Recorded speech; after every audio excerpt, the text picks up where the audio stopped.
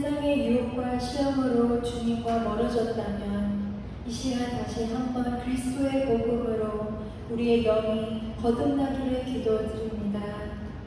마음은 원하지만 아직 연약하여 할 수 없는 저희를 주님이 도와주셔서 어떤 환경과 상황 가운데서도 오직 주님만 의지하는 믿음의 사람이 될 수 있도록 도와주시길 기도드립니다. 이 시간 온 마음과 뜻과 정성을 다하는 예배가 되기를 기도드립니다. 예수 그리스도의 이름으로 기도합니다. 아멘. 할렐루야. 저희 이 시간 찬양 드리는 시간을 갖겠습니다. 저의 첫 곡은 주님과 같이 다 같이 찬양하겠습니다.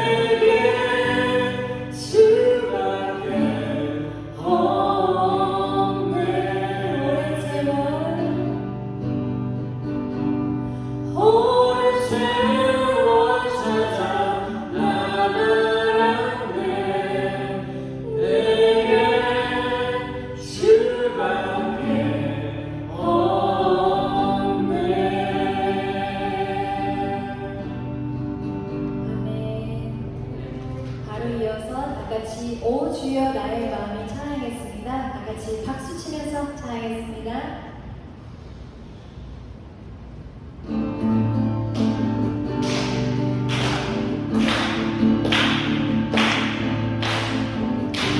오 주여 나의 마음이 오 주여 나의 마음이 주께로 정해졌으니 나는 주를 찬양하리라. 깨어라 나의 영혼아, 이 바와 주를 들어라. 이 새벽에 내가 찬양하리라. 멜로디 멜로디 주님은 나의 노래. 예수 예수 예수님을 찬양하리. 오 주여 나의 마음이 주께로 정해졌으니 나는 주를 찬양하리라. 깨어라 나의 영혼아, 이 바와 수금 들어라. 이 새벽에 내가 찬양하리라. 멜로디 멜로디 주님은 나의 노래. 예수 예수 예수님을 찬양하리. 멜로디 멜로디 주님은 나의 노래. 예수 예수 예수님을 찬양하리. 나와서 찬양해. 사랑을 주신 주 찬양해. 사랑해 우리 주님. 생명 주셨네. 소리쳐 찬양해. 기쁨을 주시는 우리와 찬양의 제사 드리며 주님께 경배해. 다 와서 찬양해. 찬양해 찬양해 주님. 찬양해 주님 우리와 찬양해 찬양해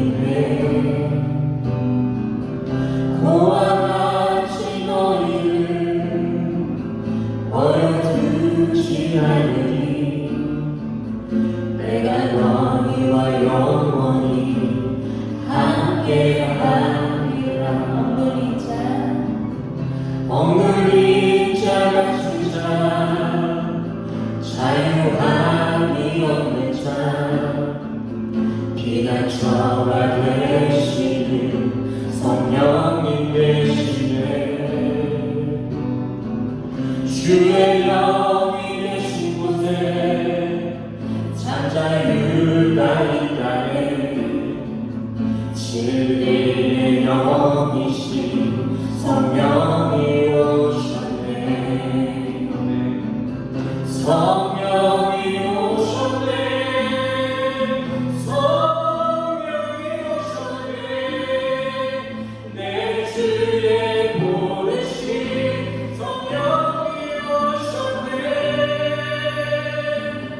우리 인생 가운데 신이 찾아오셔서 그 나라 꿈꾸게 하시네.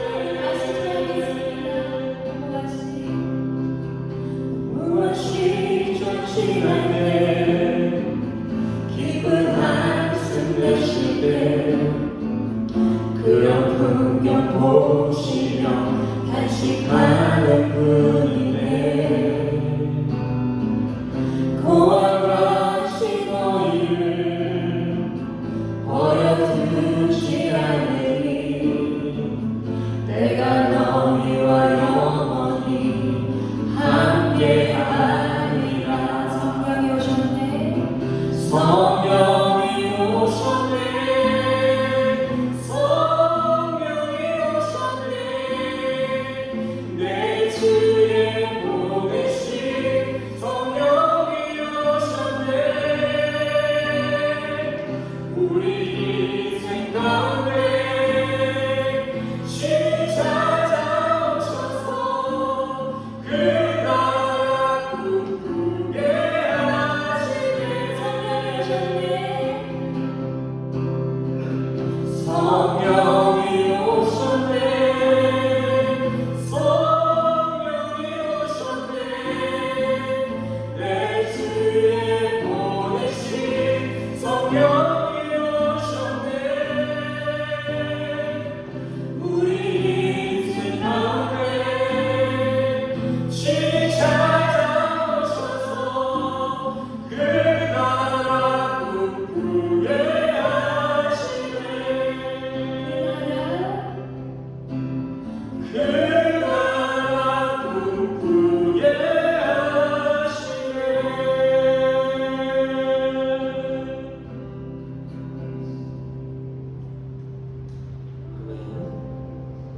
우리 다 같이 기도하시겠습니다. 여호와는 나의 목자시니 내가 부족함이 없으리로다. 그가 나를 푸른 초장에 누이시며 쉴 만한 물가로 인도하시는도다.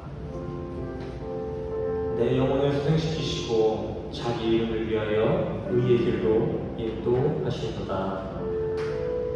내가 사망의 음침한 골짜기로 다닐지라도 해를 두려워하지 않을 것은 주께서 나와 함께 하시리라.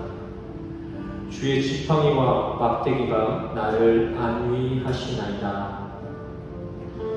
주께서 내 원수의 목전에서 내게 상을 베푸시고 기름으로 내 머리에 바셨으니 내 잔이 넘치나이다.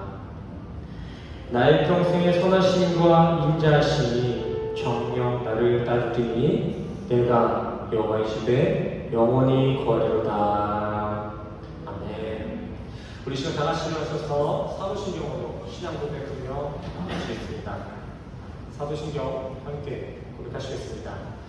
전능하사 천지를 만드신 하나님 아버지를 내가 믿사오며 그 외아들 우리 주 예수 그리스도를 믿사오니 이는 성령으로 잉태하사 동정녀 마리아에게 하시고 본디오 빌라도에게 고난을 받으사 십자가에 못 박혀 죽으시고 장사한 지 사흘 만에 죽은 자 가운데서 다시 살아나시며 하늘에 오르사 전능하신 하나님 우편에 앉아 계시다가 저리로서 산자와 죽은 자를 심판하러 오시리라. 성령을 믿사오며 거룩한 공예와 성도가 서로 교통하는 것과 죄를 사하여 주시는 것과 몸이 다시 사는 것과 영원히 사는 것을 믿사옵나이다. 아멘. 모두 착석해 주세요. 교회 소식입니다. 오늘 교회에 모이신 모든 성도님들을 주님의 이름으로 사랑하고 축복합니다. 새생명교회 주 예배 시간은 오전 11시입니다. 미리 오셔서 오늘의 말씀 묵상하시고 기도로 예배를 준비해 주시기 바랍니다. 헌금 시간은 따로 순서에 없으니 예배가 끝나고 돌아가시는 길에 인간교회에서 헌금해 주시기 바랍니다. 오늘의 본문 말씀입니다. 갈라디아서 5장 1절과 13절 말씀입니다. 1절 말씀입니다. 그리스도께서 우리를 자유롭게 하려고 자유를 주셨으니 그러므로 굳건하게 서서 다시는 종의 멍에를 매지 말라. 13절 말씀입니다. 형제들아 너희가 자유를 위하여 부르심을 입었으나 그러나 그 자유로 육체의 기회를 삼지 말고 오직 사랑으로 서로 종로를 하라. 오늘도 이렇게 평화로운 주말 주님의 말씀을 찾고자 교회에 모이시는 우리 성도님들을 주님의 이름으로 사랑하고 축복합니다. 우리 옆 사람과도 인사할까요? 주님의 이름으로 환영하고 축복합니다.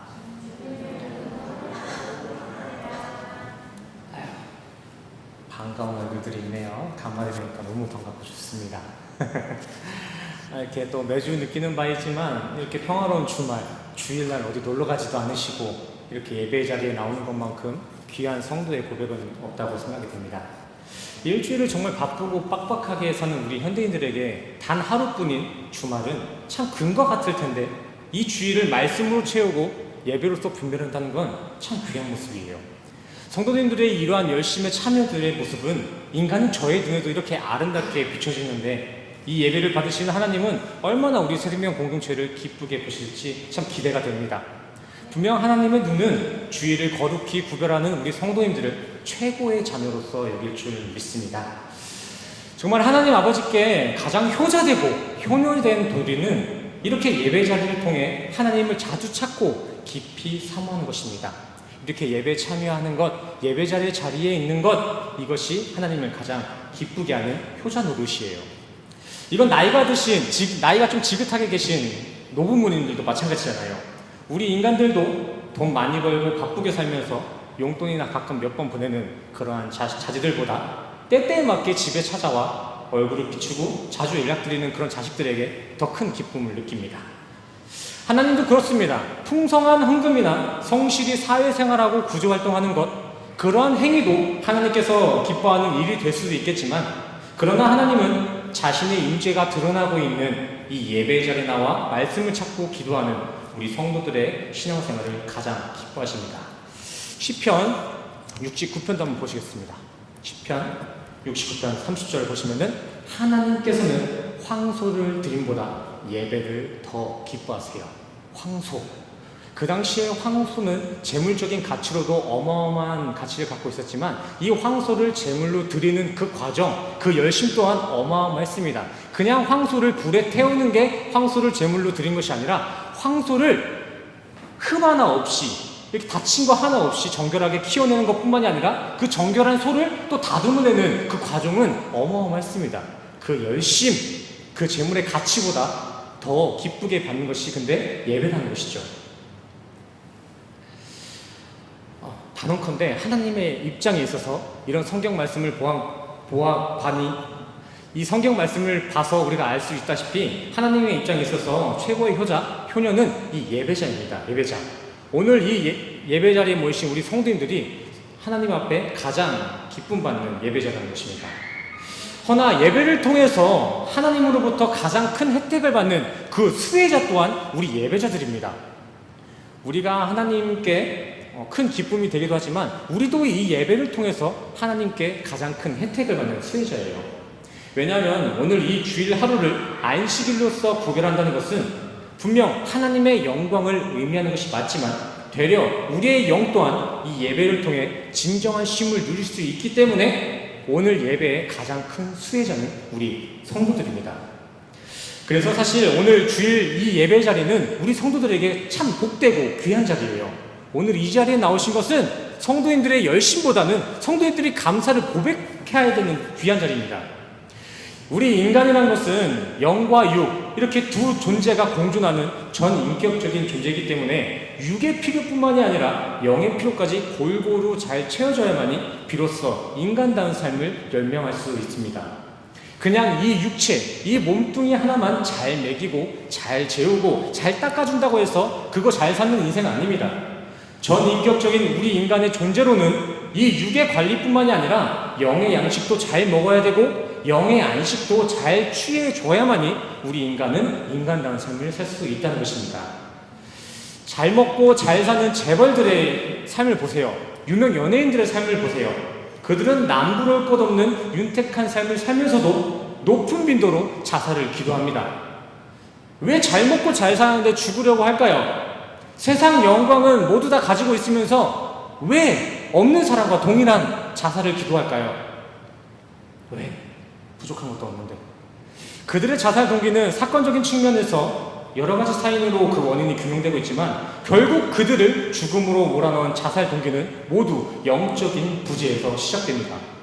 인간은 영과 육, 이 두 파트가 조화로운 밸런스를 이룰 때 삶의 만족감이 찾아오는데 앞선 이들의 삶엔 육적인 영광만 차고 넘쳐 흐를 뿐 영적인 부분에는 저 공허함이라는 큰 부재가 있었기 때문에 넘치는 그 영광 속에서도 자살, 죽음을 선택하는 것입니다. 그래서 인간은 자신이 어떠한 존재인지 행복의 본질, 무엇을 해야 내가 만족감을 느끼고 행복할 수 있는지를 분명히 파악하고 정해낼 수 있어야 됩니다. 이를 무시하고 그저 될 대로 되라지 마냥 열심히만 막 살다가는 설령 우리에게 세상의 풍요가 주어진 가운데서도 우리는 빈곤한 인생을 살 수밖에 없습니다. 그렇다면 우리 인간은 이 영적인 필요를 어떻게 채워낼 수 있을까요? 영적인 필요, 영적이라는 것은 보이지도 않습니다. 어떻게 보이지도 않는 영의 양식을 먹고 보이지도 않는 영의 안식을 취할 수 있을까요? 우리의 영은 바로 오늘 이 자리, 이 예배 자리에서 주님의 말씀으로만 충전될 줄 믿습니다. 오늘 이 자리에서 드려지는 이 예배가 바로 영혼의 영적 양식이자 영혼의 쉼, 안식입니다. 교회 철인문 앞에 붙어있는 포스터 보셨죠? 저 포스터에도 분명하게 써있잖아요. 예배는 짐이 아니라 쉼입니다. 아멘.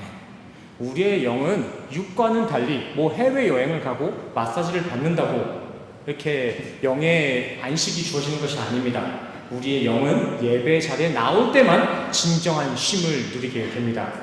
예배를 드릴 때만 우리 인간의 이 영육의 밸런스가 이렇게 조화를 이룰 수 있다는 것이죠. 그래서 우리 성도들 간엔 이렇게 예배를 드리는 오늘을 일요일이라고 하지 않고 안식일이라고 부르는 것입니다. 나의 영이 진짜 힐링받고 참 자유를 누리는 날, 안식일, 주일. 우리 성결교회 성도님들도 정말 오늘 주일 하루만큼은 세상의 기준이나 가치관을 모두 내려놓으시고 온전히 주님의 말씀 안에서 안식을 누리시기를 간절히 소원합니다. 자, 다시 본문 말씀 한번 보시겠습니다. 오늘 본문의 사도 바울 선생님도 방금 앞전에 말한 이런 내용들을 얘기하고 있습니다. 참 자유와 안식에 대해서 성도여 그리스도의 자유를 누리라. 근데 오늘 본문을 1장부터 마지막까지 1절부터 마지막까지 잘 읽어보시면은 그 사도 바울이 메시지를 전하고 있는 그 당시엔 그러한 자유와 안식을 잘못 오해하고 있는 이들도 있었음을 짐작할 수가 있습니다. 오늘 본문 마지막 구절 13절 한 구절만 보셔도 알 수 있습니다. 13절 형제들아 너희가 자유를 위하여 부르심을 입었으나 그러나 그 자유로 육체의 기회를 삼지 말고 오직 사랑으로 서로 종노릇하라. 보이시죠? 성경의 기록에 의하면 지금 사도 바울의 메시지를 듣고 있는 청중들 중에는 자유를 육체의 기회로 오해하고 있는 이들이 분명히 존재했습니다. 자, 먼저 여기서 자유를 이 육체의 기회로 사용했다는 이 표현은 무엇을 의미하는 것일까요?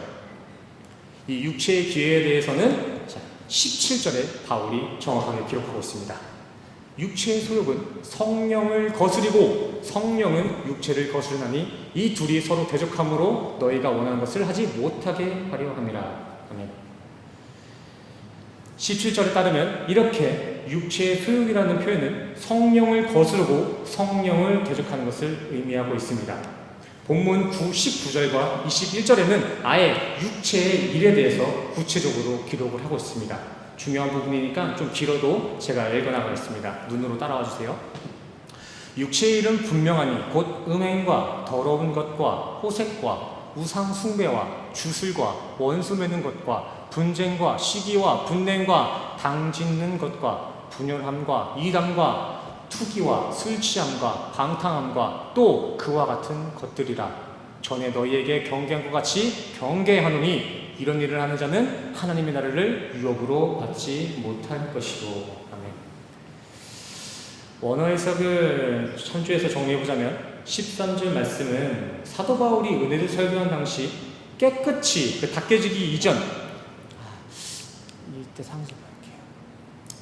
13절 말씀을 원어를 파악하고 앞에 나온 내용들을 같이 종합해서 이렇게 정리해보자면은 13절의 상황은 이렇습니다. 사도 바울이 지금 은혜를 설교했습니다. 근데 은혜를 들은 성도들 중 몇몇이 그 은혜의 자유를 사륵스, 죄된 습성으로 우리가 예수님의 피로 깨끗해지기 전 그 선악과에 점령되어 있는 그 악한 생각을 살아날 수 있는 기회로서 지금 사용했다는 것입니다. 당시 바울의 이신칭의 설교를 들은 청중들 가운데 몇몇 이들은 그 은혜가 주는 자유를 죄책감 없이 죄를 지을 수 있는 악의 명분으로 오용했다는 것입니다. 오늘 본문 2절에서 4절과 13절 다시 한번 읽겠습니다. 보라, 나 바울은 너희에게 말하노니 너희가 많은 할례를 받으면 그리스도께서 너희에게 아무 유익이 없으리라. 내가 할례를 받는 각 사람에게 다시 증언하노니 그는 율법 전체를 행할 의무를 가진 자라.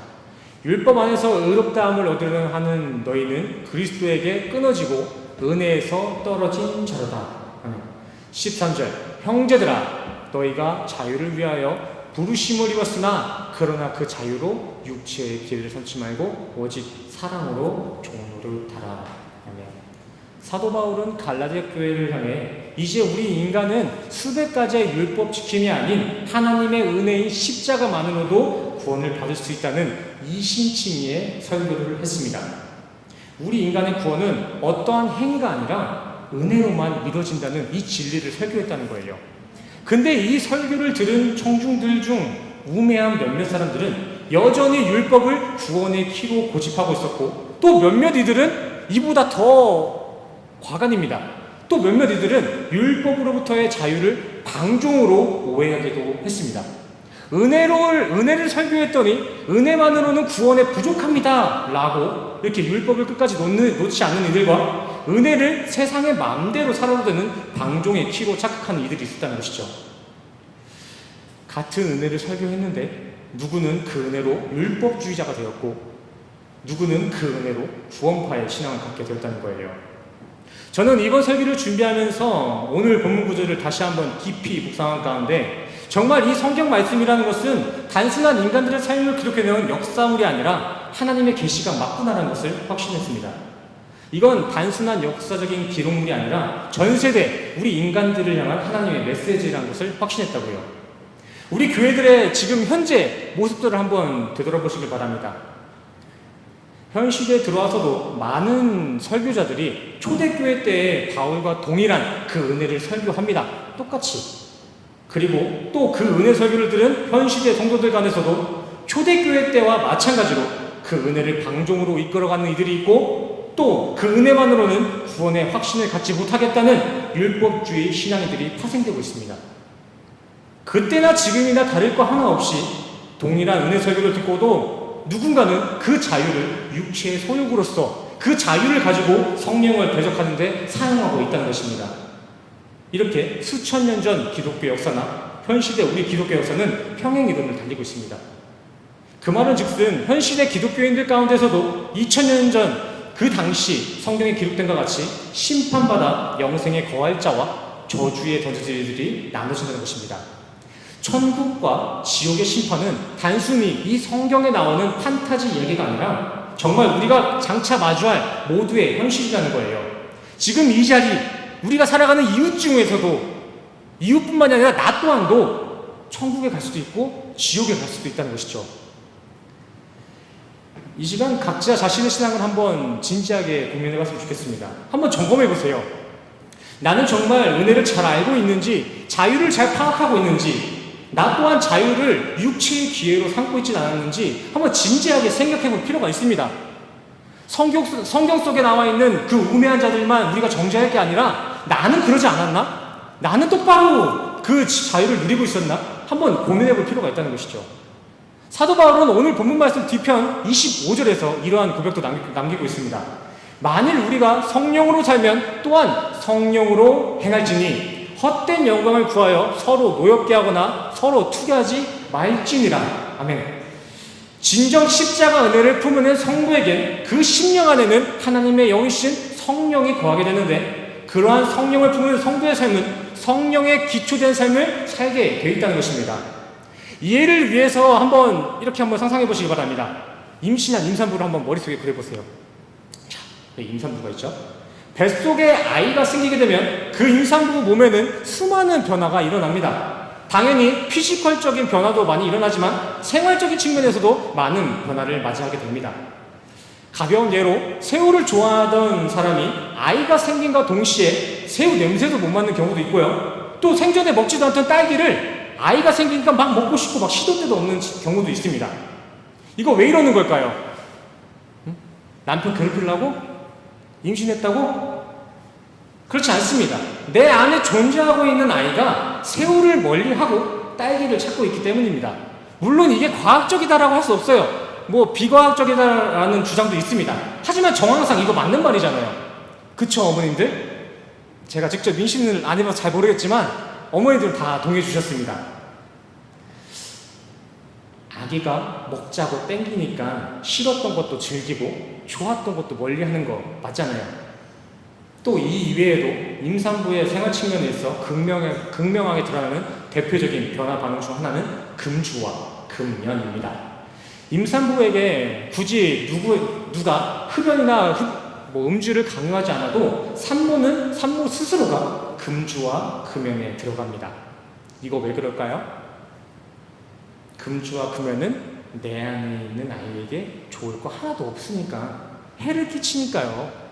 내 안에 생명이 있다는 것을 인지하고 있기 때문입니다. 이런 변화는 성령을 품어낸 우리 성도들의 삶 또한 마찬가지입니다. 성도인 우리 심령 가운데는 분명 성령님께서 이 안에 잉태되어 있습니다. 우리는 성령을 품고 있어요. 그 말은 즉슨 우리는 이제 성령님이 원하는 대로, 성령이 반응하는 대로 온전히 성령의 초점이 맞춰진 거룩한 인생을 살아가게 된다는 것입니다. 정말 우리 안에 성령이 품겨져 있다면, 진정 각자의 심령 가운데 성령님이 거하고 있는 성도의 인생에는 구태여 금연이나 금주 혹은 폭행? 이러한 불법 행위들을 불법으로 제가 금지하지 않아도 정말 성령을 품고 있는 성도는 스스로 성령에 해를 끼치는 행위, 신앙에 덕되지 않는 행위에 중독되지 않습니다. 인간이 육을 입고 있는 한 실수도 할 수 있습니다. 가끔 음주도 할 수 있습니다. 이렇게 저는 유연한 생각을 갖고 있지만, 저는 이 성도 안에 성령이 있는 분들에게는 중독이라는 게 있어서는 안 된다고 생각합니다. 음료로서, 먹는 식물로서 뭔가를 실수로도 먹을 수 있잖아요. 그게 악입니까? 악이 아닙니다. 하지만 그게 악이 될 수가 있습니다. 언제요? 집착할 때, 중독될 때입니다. 근데 내 안에 있는 성령이 내 안에서 지금 일하고 계신다면은 우리의 삶 가운데는 그런 중독과 집착은 있어서 안 된다는 것이죠. 무슨이에요? 다시 율법에 사로잡혀서 선한 행위를 나타내고자 절제를 제가 지금 강요하는 것이 아니라, 성령님은 우리 안에 계시면서 가만히만 이렇게 계시지 아니하고 성령의 감동으로 그런 사사로운 세상 불법의 일들까지 분리시켜 내신다는 것입니다. 성경 말씀과 같이 하나님의 영이신 성령님은 우리를 점도 없고 흠 하나 없는 정결한 백성으로 빚어내신다는 것입니다. 사실 우리가 악으로 정죄하는 마약이나 담배나 음주 이런 것만 봐도 이거 전부 다 악으로 시작된 게 아니잖아요. 이것들 자체가 악하다 할 수 없잖아요. 이게 다 나중에 이미지가 이렇게 부정적으로 바뀌어서 이렇게 변한 거지, 본래 마약 성분이나 알코올 성분은 치료를 위해서, 고통을 줄이기 위해서, 아픔을 감수하기 위해서 만들어진 것들입니다. 근데 이게 다 인간이 악하게 변질시키고 오용하고 남용해서, 즉 집착하고 중독해서 이게 악한 것으로 인식되고 있는 것일 뿐입니다. 사도 바울도 똑같은 이야기 하잖아요. 세상 어떤 식물로도, 이 기도를 들어가는 이 식물로도 우리 인간을 더럽게 할 수 없다. 그런 세상 것들은 모두 먹고 배설물로 나오는 별거 아니다. 이런 고백을 남겼습니다. 디모데전서 4장 4절에서는 하나님께서 지으신 모든 것이 선함에 감사함으로 받으면 버릴 것이 없다라고까지 고백했습니다. 선하신 하나님께서 어떻게 악을 창조하냐 이것입니다. 하지만 사도 바울은 이런 사실을 알면서도 고린도전서 8장 9절 말씀과 13절의 고백을 합니다. 그런즉 너희의 자유가 믿음이 약한 자들에게 걸려 넘어지게 하는 것이 되지 않도록 조심하라. 그러므로 만일 음식이 내 형제를 실족케 한다면 나는 영원히 고기를 먹지 아니하여 내 형제를 실족하지 않게 하리라. 아멘. 사도 바울은 하나님은 선하시며 그 선하신 하나님이 창조하신 이 세상에는 악한 것이 있을 수 없다라는 진리를 정확하게 파악하고 있었습니다. 하지만 사도 바울은 아직 그러한 그의 믿음의 분량만큼 성장하지 못한 연약한 성도들이나 형제들이 있다면 그 자유를 그들에게 함부로 남발하지 않았습니다. 술을 이해하지 못하고 고기 먹는 걸 이해하지 못하고 이러한 생활적인 부분들을 이해하지 못하는 초등학문에 머물러 있는 연약한 이들 앞에서는 자신의 신앙을 자랑하지 않았다는 거예요. 강조하지 않았어요. 그는 형제가 실족한다면 저 고기 따위는 내가 영원히 안 먹을 수 있다 라고까지 기록하고 있습니다. 물론 저 고기에 대해서도 나중에 제가 문화적인 배경을 설명해 드리겠지만 사도 바울은 이렇게 술, 담배, 마약 이것도 아니죠. 지금 고기도 난 먹지 않겠다고 합니다. 왜요? 이게 먹는 게 죄라서가 아니라 성도가 우리 주변 이웃이 내 형제가 실족하기 때문에 난 그까짓 거 안 먹을 수 있다는 것입니다. 이게 성령을 품어낸 성도의 삶의 양식이며 이게 진짜 진리의 자유인입니다. 이 세상에 존재하는 악의 개념에도 휘둘리지 않는 참 자유를 가지고 있지만 그 자유로 인해 형제가 상처받고 오해받는 일이 있을 수 있다면 얼마든지 그 모습은 감춰주고 기다려줄 수 있는 이 절제와 인내의 모습, 이것이 오늘 본문 말씀이 말하고 있는 성도들의 자유입니다. 세상의 기준과 어떤 굴레에도 책 잡히지 않는 자유. 그저 이제 율법은 사라지고 은혜가 우리에게 주어졌다고 마냥 내가 하고 싶은 대로 내가 원했던 대로 마음대로 방종되게 사는 것이 자유가 아니라 형제의 실족이 있다면 자신이 더 감사하고 이웃의 구원을 위해서라면 얼마든지 내 삶의 양식쯤은 절제해주고 인내해줄 수 있는 이 여유. 내 삶의 물질이 풍요치 못하고 행여 나의 육체 속에 큰 가시, 큰 병이 있다고 한들 우리 심령 가운데 성령님이 함께하고 있다는 그 사실만으로도 주님 앞에 감사를 고백할 수 있는 이 자족의 삶. 이렇게 성령이 주시는 자족의 삶, 인내와 절제의 삶이 우리 성도들에게 주어진 그리스도의 자유입니다. 내 마음대로 방종하며 사는 것이 자유가 아니라 세상의 술 취함과 방탕함 없이도 그저 하나님의 말씀만으로도 위로를 받을 수 있고 굳이 세상의 쾌락과 즐거움이 아니어도 진리의 말씀만으로도 행복을 누릴 수 있는 이 말씀 속에서 자유를 누리는 것, 이것이 우리 그리스도인들이 누려야 할 자유입니다. 세상이 자기들 멋대로 정해놓은 그 행복의 루트, 그 자유의 한계에 동요되지 않고 세상을 초월하여서 우리가 누릴 수 있는 진리 가운데의 자유, 이것이 그리스도가 우리에게 선물해 주신 자유입니다.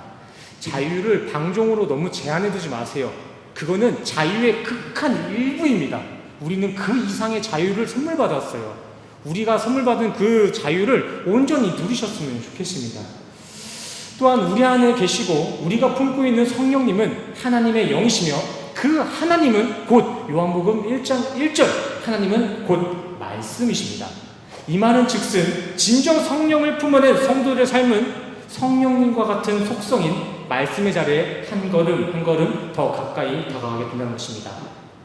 목이 마른 이들은 다른 무엇보다 갈증을 해결해 줄 수 있는 물을 찾아 헤매듯이 내 안에 성령이 거주한 그러한 성도의 삶은 더욱 말씀을 찾아 헤매게 된다는 것입니다.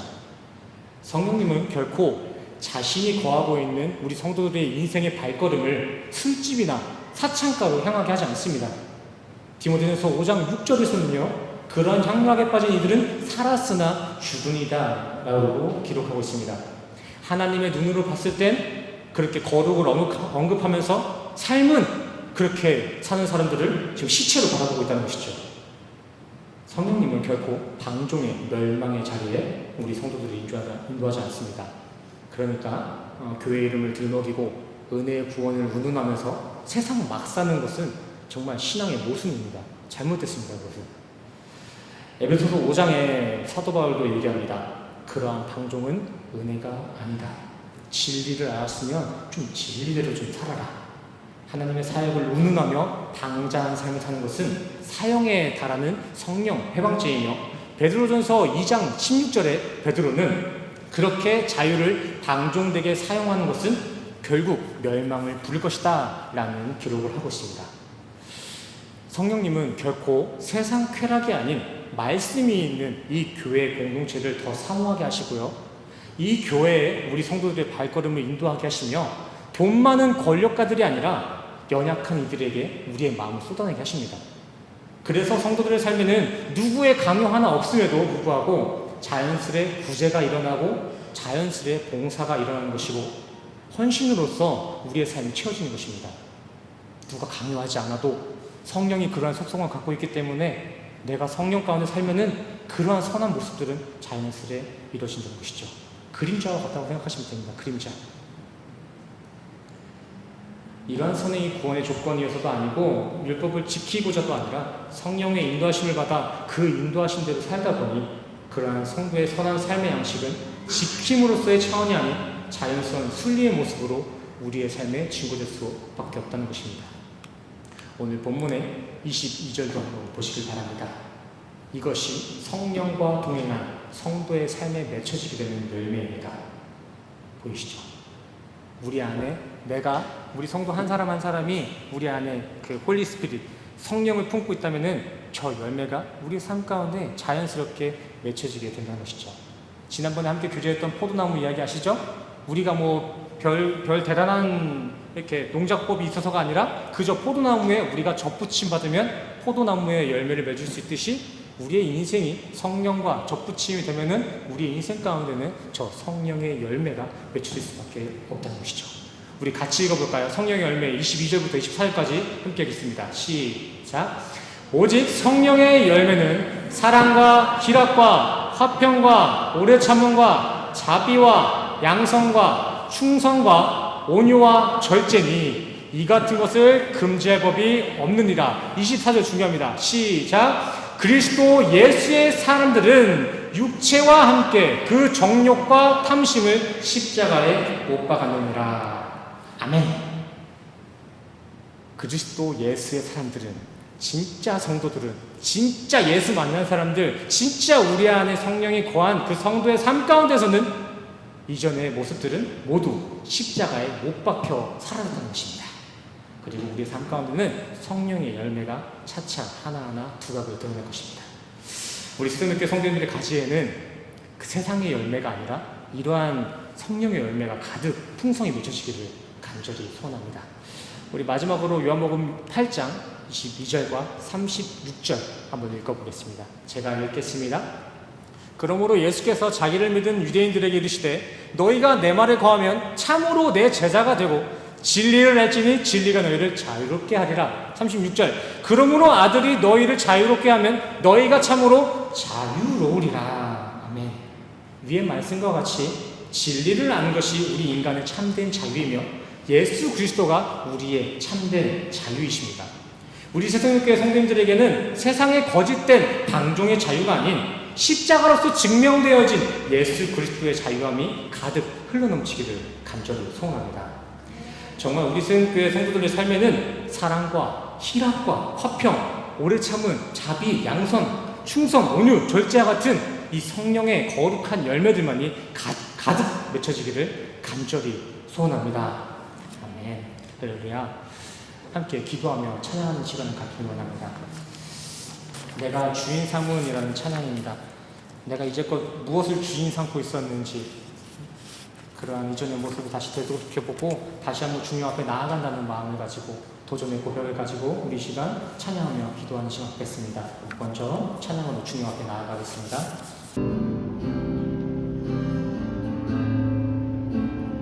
다 내려놓고 주님만 사랑하겠습니다. 함께 고백합시다. 내가 주인 삶은 모든 것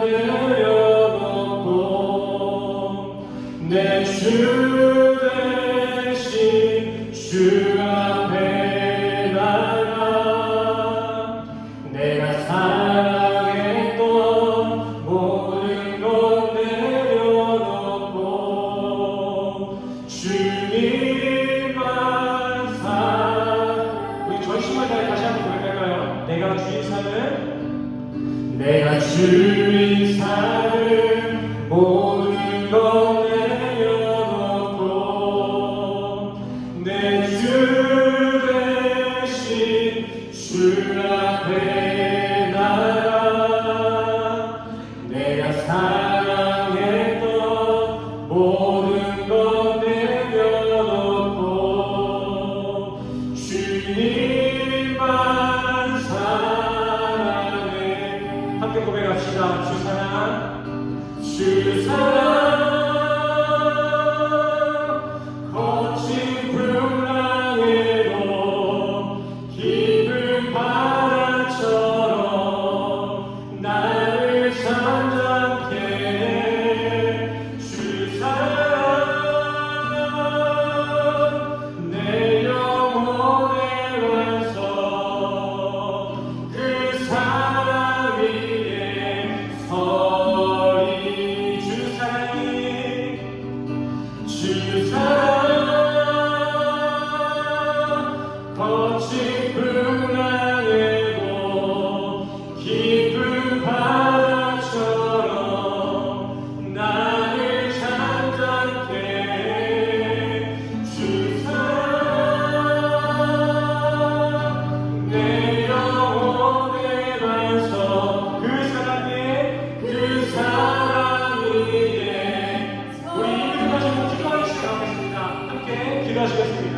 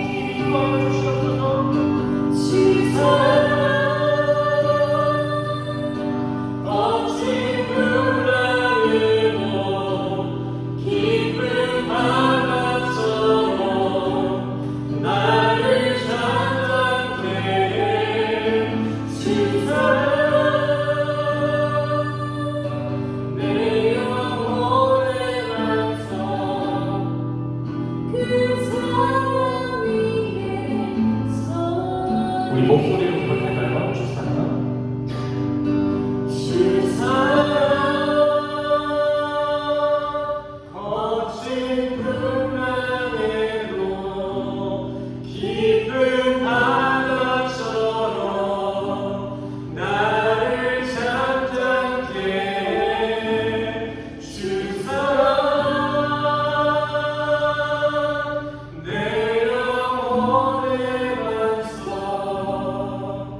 그 사랑 위에 서. 마지막으로 다시 한번 고백합시다. 주 사랑 거친 풍랑에도 깊은 바다처럼 나를 잠잠케 해. 주 사랑 내 영혼의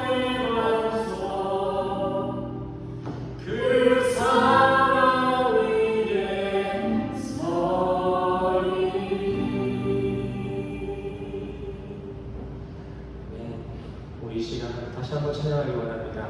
때로는 너의 앞에라는 축복성으로서 우리 성도들 서로를 축복하고 하나님께는 영광 돌리는 참 귀한 찬양 시간이었으면 좋겠습니다. 우리 옆 사람을 향하여 손을 내밀고 우리 때로는 너의 앞에 함께 찬양하시겠습니다. 서로를 축복하시는 마음으로 함께 찬양합시다. 때로는 너의 앞에 어려움과 아픔이지만 담대하게 주를 바라보는 너의 영혼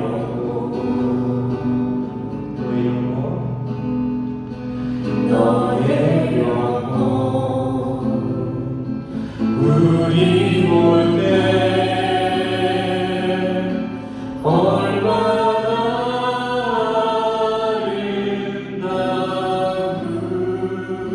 아름다운지 너의 영혼 통해 그 영광 받으시 하나님을 찬양하고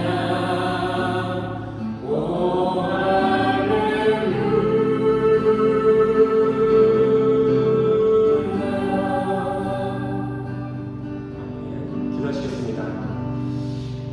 주님, 우리를 죄의 불의에 받지 않으시고 사랑으로서 자유와 함께 주심에 감사를 드립니다. 오늘 갈라디아서 말씀을 통해 다시 한번 진정 우리 성도와 누려야 할 자유에 대해 묵상해봤습니다. 우리에게 허락하신 복음의 자유는 세상 무엇과도 비교할 수 없는 하나님의 선물인 줄 압니다. 이전에 우리가 생각하고 있었던 싸움과 방종의 자유는 지금 이 시간부터 모두 버려버리고 앞으로 남아있는 우리의 여정 가운데서는 오직 주님이 주신 참 자유를 누리길 소원합니다. 자유의 주인 되신 주님, 우리 성도들의 삶을 말씀으로 꽉 붙잡아 참 자유 가운데 영원히 거하게 하여 주시옵소서. 주님, 또한 이 시간 물질로부터의 자유, 이 시간으로부터의 자유를 주님 앞에 고백하고자 문실로서, 헌신으로서, 봉사로서 봉헌하는 이들이 있습니다. 그들의 이러한 자유된 믿음의 고백을 주님 기뻐 받으시고 그들의 모든 삶과 계획을 주님의 이름으로 선하게 인도하여 주시옵소서. 아버지, 우리 성도들 다시 한번 이 교회의 문을 열고 다시 한 주간을 사랑합니다. 내가 원하는 대로, 그렇게 내가 원하는 방식대로 그 세상에 방종된 삶이 아닌 내 안에 계시는 성령의 요구에 귀 기울여 그 성령의 인도하신 대로 이끌려서 살아가는 복되고 자유된 성도의 삶으로 우리 모두를 인도하여 주시옵소서. 예수를 따르는 것이 참 자유인 줄 믿습니다. 이번 한 주도 예수와 동행하는 자유된 한 주 되게 하여 주시옵소서.